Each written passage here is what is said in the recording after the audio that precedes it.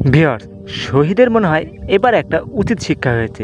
মায়ের চিকিৎসা করার জন্য এই শহীদ বাবাকে টাকা দিয়েছিল, আবার সেই টাকা ফেরত দিয়ে ইনভেস্ট করেছে, তাও আবার দ্বিগুণ লাভের আশায়।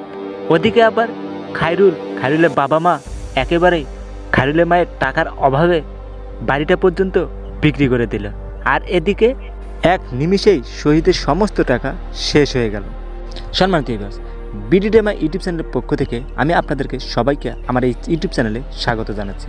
আজকের এই ভিডিওতে আপনাদের পছন্দের সিনেমালা এন্টারটেনমেন্ট অফিসিয়াল ইউটিউব চ্যানেলের দেনা পাওনা নাটকটি নিয়ে আপনাদের মাঝে একটু রিভিউ দেওয়ার চেষ্টা করব। আজকের এই ভিডিওতে আমি আপনাদেরকে জাস্ট এতটুকুই ধারণা দেওয়ার চেষ্টা করব যে দেনা পাওনা নাটকটির 124তম এপিসোডে কী কী ঘটনা ঘটতে পারে। তাই আপনাদের সকলের কাছে আমার একটা রিকোয়েস্ট থাকবে, যদি এই মুহূর্তে আমার চ্যানেলে কোনো দর্শক নতুন হয়ে থাকেন অবশ্যই নিজ থেকে আমার চ্যানেলটি সাবস্ক্রাইব করে আমার পাশেই থাকবেন। প্রথমে বন্ধুরা, আমি শহীদের ব্যাপারটায় আসি। শহীদের মতো এমন ছেলে আমাদের বাংলাদেশে অহরহ আছে। শহীদের মা এদিকে রোগে আক্রান্ত হয়ে দিন দিন মরে যাচ্ছে, আর ওদিকে শহীদ মায়ের সেই অসুস্থতার টাকা দিয়ে বিজনেস করছে। পরিণতি কী হলো? একেবারে শহীদ শেষ হয়ে গেল। কথায় আছে বন্ধুরা, আল্লাহ ছাড় দেয়, ছেড়ে দেয় না। আর এদিকে শহীদের বাবা তো এই বাড়িটাই বিক্রি করে দিয়েছে তার মায়ের চিকিৎসা করার জন্য।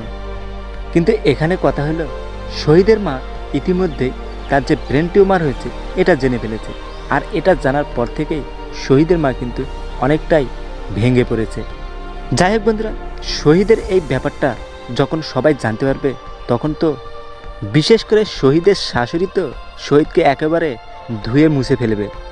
আর অপরদিকে শহীদের বাবা কিন্তু জানতোই এমনটাই হবে, তাই শহীদের বাবা এটা শোনার পর কোনো আফসোসই করবে না।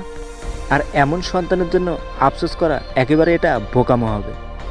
এক কথা যদি আমি আপনাদেরকে বলতে চাই যে শহীদের এই সমস্ত টাকা হারার পিছনে শহীদের নিজেরই দোষ আছে, আর তার প্রভাবটা তার পরিবারেই পাবে। কিন্তু অপরদিকে খায়রুলের বাবা মা কিন্তু কোনো প্রভাব পড়বে না।